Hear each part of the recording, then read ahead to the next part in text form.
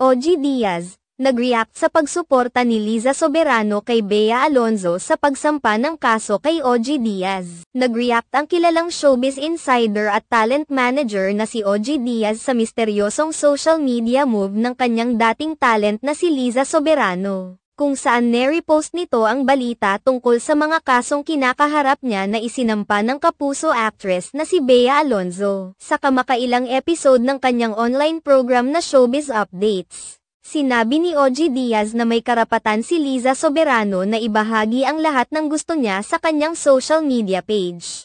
Sa akin walang problema yun. Okay lang, karapatan niya yun account niya yun Twitter account niya yun. Kasi ako, sa akin lang no. Kung makakatulong sa career ni Liza yung pagre-repost niya di i-repost niya ng i-repost, pahayag ni OG Diaz. Iniisip ng mga netizens na ang naging desisyon ni Liza Soberano na i-repost ang articles ay isang swipe laban sa kanyang dating manager. Matatandaan na nagsimula noong nakaraang taon ang isyu sa pagitan ni Liza Soberano at OG Diaz nang isiwalat ng aktres ang naging buhay niya sa ilalim ng pangangalaga ni OG Diaz at ang naging problema nila ng kanyang dating manager. Ayon kay Liza Soberano, nagpakalat si OG ng disinformation tungkol sa kanya matapos ang paglipat niya ng panibagong management. Isiniwalat pa noon ni Liza Soberano na patuloy pa ring humihingi ng commission si OG Diaz sa mga endorsements niya na napirmahan bago siya magpalit ng management kahit pa wala na itong obligasyon sa kanya.